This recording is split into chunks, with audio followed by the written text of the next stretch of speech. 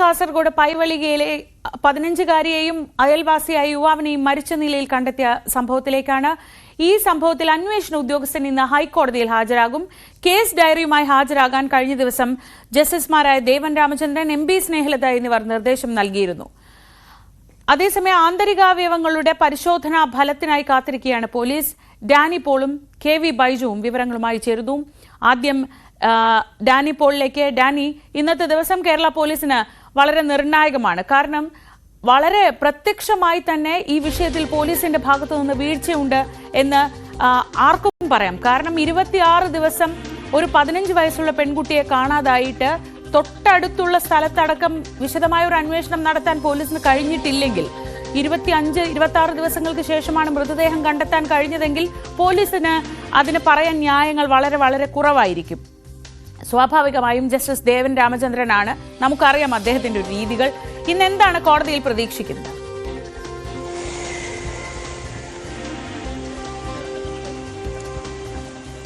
ശ്രീജ, ഇക്കാര്യത്തിൽ പോലീസിന് ഇന്നലെ തന്നെ അദ്ദേഹം വാക്കാൽ പരാമർശം നടത്തിയിരുന്നു. കാരണം ഈ കാര്യത്തിൽ എന്തെടുക്കുകയായിരുന്നു പോലീസ് എന്ന രീതിയിൽ തന്നെയാണ് അദ്ദേഹം പരാമർശം നടത്തിയത്.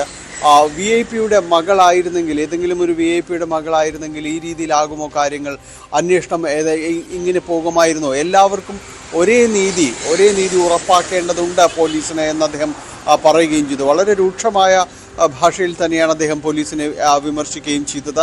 അതുതന്നെയും ഈ അന്വേഷണത്തിൽ പോലീസ് സ്വീകരിച്ച നിലപാട് അത്രയ്ക്ക് ഉദാസീനം, അത്രയ്ക്ക് കെടുകാര്യസ്ഥത പോലീസിൻ്റെ ഭാഗത്തുനിന്ന് ഉണ്ടായിരുന്നു എന്ന് തുടക്കത്തിൽ തന്നെ ബോധ്യമാകുന്ന ആ കാര്യങ്ങൾ തന്നെയാണ്. അതുകൊണ്ടാണ് ഇത്രയധികം ദിവസം, 26ഓളം ദിവസം ഇവരെ കാണാതാവുന്നു. ഇതിനുശേഷം മൃതദേഹങ്ങൾ ലഭിക്കുമ്പോൾ അതിന് ദിവസങ്ങളുടെ പഴക്കമുണ്ടായിരുന്നു എന്നതാണ്.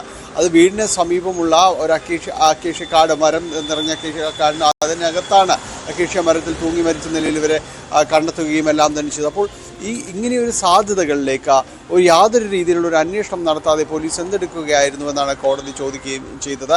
എന്തായാലും ഇതുമായി ബന്ധപ്പെട്ടുകൊണ്ടുള്ള വിശദാംശങ്ങൾ ഹാജരാക്കാനാണ് കോടതി ആവശ്യപ്പെട്ടത്. കേസ് ഡയറിയുമായി അന്വേഷണ ഉദ്യോഗസ്ഥന് ഹാജരാകുക, കേസ് ഡയറി ഒപ്പം കോടതിക്ക് പരിശോധിക്കുക, എന്താണ് ഇതിൽ സംഭവിച്ചത്, ഈ ദിവസങ്ങളിലെ നടപടിക്രമങ്ങൾ എന്തായിരുന്നു എന്നതെല്ലാം തന്നെ കോടതി പരിശോധിക്കുകയാണ്. പോലീസ് ഈ പരാതി അതല്ലെങ്കിൽ ഇവരെ കാണാതായി എന്ന വിവരങ്ങൾ ലഭിച്ചതിന് ശേഷം ഏത് രീതിയിലുള്ള അന്വേഷണമാണ് നടത്തിയത്, അതെങ്ങനെയായിരുന്നു, ആ വീടിന് സമീപവും മറ്റ് മുഴുവൻ സാധ്യതകളും ഉപയോഗിച്ച് തന്നെ സാധാരണഗതിയിൽ ഇത്തരം കേസുകൾ അന്വേഷിക്കേണ്ടതാണ്. അപ്പോൾ അത്തരം കാര്യങ്ങളിലേക്ക് പോയിട്ടുണ്ടോ എന്നതടക്കമുള്ള കാര്യങ്ങൾ വളരെ വിശദമായിട്ട് തന്നെ പരിശോധിക്കും.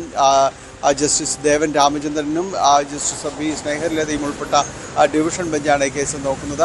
അപ്പോൾ ഇന്ന് ഈ കേസ് ഡയറി ഇന്ന് ഹാജരാക്കുകയും ഇത്തരം കാര്യങ്ങൾ കൂടുതൽ പരിശോധനകൾ കോടതിയുടെ ഭാഗത്തുനിന്ന് നടത്തുകയും വേണം. അമ്മ നൽകിയ ഹേബിയസ് കോർപ്പസ് ഹർജി ഫയലിൽ സ്വീകരിച്ചുകൊണ്ടാണ് കോടതി ഇത്തരം കാര്യങ്ങളിലേക്ക് പരാമർശം നടത്തിയത്. കേസിൽ എന്താണ് സംഭവിച്ചത്, അന്വേഷണം ഏത് രീതിയിലായിരുന്നു എന്നത് കാര്യങ്ങളടക്കം ഇത് പരിശോധിച്ച ശേഷം ഹർജി തീർപ്പാക്കാമെന്നൊരു നിലപാട് തന്നെ കോടതി എടുത്തത് തന്നെയും പോലീസിൽ എന്ത് നടന്നു എന്നത് കോടതിക്ക് പരിശോധിക്കാൻ വേണ്ടിയാണ്. അതുകൊണ്ട് ഇന്ന് ശ്രീ ചോദിച്ചതുപോലെ ഇത് വളരെ നിർണായകം തന്നെയാണ് കേരള പോലീസിൻ്റെ ദിവസം. കാരണം ഇതിൽ എന്ത് നടന്നു എന്ന് വളരെ കൃത്യമായിട്ട് പരിശോധിക്കും. കോടതിയുടെ ഭാഗത്തു നിന്ന് ഇനിയും വിമർശനങ്ങൾ ഉയരാനുള്ള മുഴുവൻ സാധ്യതയുമുണ്ട്. അന്വേഷണ ഉദ്യോഗസ്ഥർക്കടക്കം ആ രീതിയിലേക്ക് പോവുകയാണെങ്കിൽ നടപടികളടക്കം നേരിടേണ്ട അവസ്ഥയിലേക്ക് കാര്യങ്ങൾ പോകാനുള്ള മുഴുവൻ സാധ്യതയും നിലനിൽക്കുന്നു എന്നതാണ്. കേസ് ഏതായാലും ഇന്ന് ഉച്ചയ്ക്ക് മുൻപാകെ തന്നെ കോടതിയുടെ പരിഗണനയിലേക്ക് എത്താൻ തന്നെയാണ് സാധ്യത. ശ്രീജ. ശരി ഡാനി. കെ വി ബൈജു കൂടി ചേരുന്നുണ്ട് കാസർഗോഡ് നിന്ന്. ബൈജു, ഈ വിഷയത്തിൽ നമ്മൾ ആദ്യ ദിവസം തൊട്ട് സംസാരിക്കുമ്പോൾ പറയുന്നുണ്ട് ഉണ്ടായ വീഴ്ചകളെ പറ്റി, അല്ലെങ്കിൽ ഒരുപക്ഷെ ആ മൃതദേഹങ്ങളോടെങ്കിലും ഒരു മര്യാദ കാണിക്കാൻ കഴിഞ്ഞിരുന്നെങ്കിൽ അത്രയെങ്കിൽ അത്രേ, അതുപോലും ഉണ്ടായിട്ടില്ല എന്നതാണ് ഏറെ ദുഃഖകരമായ കാര്യം. ഇനിയിപ്പോൾ ഈ ആന്തരികാവയവങ്ങളുടെ പരിശോധനയാണ്. മരണത്തിന് മറ്റു കാരണങ്ങളുണ്ടോ? പ്രാഥമികമായി പഴക്കം ഉൾപ്പെടെയുള്ള കാര്യങ്ങളിലേക്ക് ഇന്നലെ ചില വിവരങ്ങൾ വന്നിരുന്നല്ലോ. അവിടെ അന്വേഷണ സംഘം എന്താണ് കാത്തിരിക്കുന്നത്? ഈ ഹൈക്കോടതി നടപടികളെ അവരെങ്ങനെയാണ് കാണുന്നത്? തീർച്ചയായും ശ്രീജ, ഇതിൽ ആന്തരികാവയവങ്ങളുടെ പരിശോധനാ ഫലം നിർണായകമാണ്. എന്തായാലും ഒരു 15 വയസ്സുകാരിക്ക് നേരിടാൻ പറ്റാത്ത കാര്യങ്ങൾ ഇതിൽ സംഭവിച്ചിട്ടുണ്ടോ എന്നതാണ് പോലീസ് പ്രധാനമായും നോക്കുന്നത്. എന്തായാലും ചില സൂചനകൾ നമുക്ക് ലഭിക്കുന്നുണ്ടെങ്കിലും അതൊക്കെ ഈ പരിശോധനാ ഫലം എത്തിയാൽ മാത്രമേ അതിലൊരു സ്ഥിരീകരണം അല്ലെങ്കിൽ അത്തരം കാര്യങ്ങളിൽ വ്യക്തത വരൂ. എന്തായാലും പോലീസിനെ സംബന്ധിച്ചിടത്തോളം അന്വേഷണത്തിൽ ഗുരുതര വീഴ്ചയുണ്ടായി എന്നത് തന്നെയാണ് മനസ്സിലാക്കേണ്ടത്. കാരണം ഹൈക്കോടതിയുടെ ഇടപെടലോട് കൂടിയാണ് ഈ കേസിൽ ഈ തെരച്ചിലിൽ ഒരു വേഗത കൈവരിച്ചതും ഈ മൃതദേഹങ്ങൾ കണ്ടെത്താൻ ആയതും അത്രത്തോളം ദിവസം കാലതാമസം ഉണ്ടായി. അതുകൊണ്ട് തന്നെയാണ് ഇപ്പോൾ ഈ പോസ്റ്റ്മോർട്ടത്തിൽ ഈ മരണകാരണം വ്യക്തമാകാതെ പോയതും. ആ കാര്യത്തിലും ഈ പോലീസിന്റെ വീഴ്ച തന്നെയാണ് ചൂണ്ടിക്കാട്ടുന്നത്.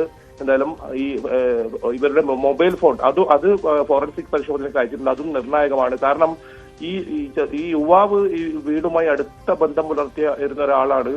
ഈ പെൺകുട്ടിയെ കാണാതായ ദിവസം തന്നെ ആദ്യം ഈ കുട്ടിയുടെ പിതാവും മാതാവും ഫോൺ വിളിക്കുന്നത് പോലും ഇയാളെയാണ്, ഈ പ്രദീപ് എന്ന് പറഞ്ഞ ആളെയാണ്.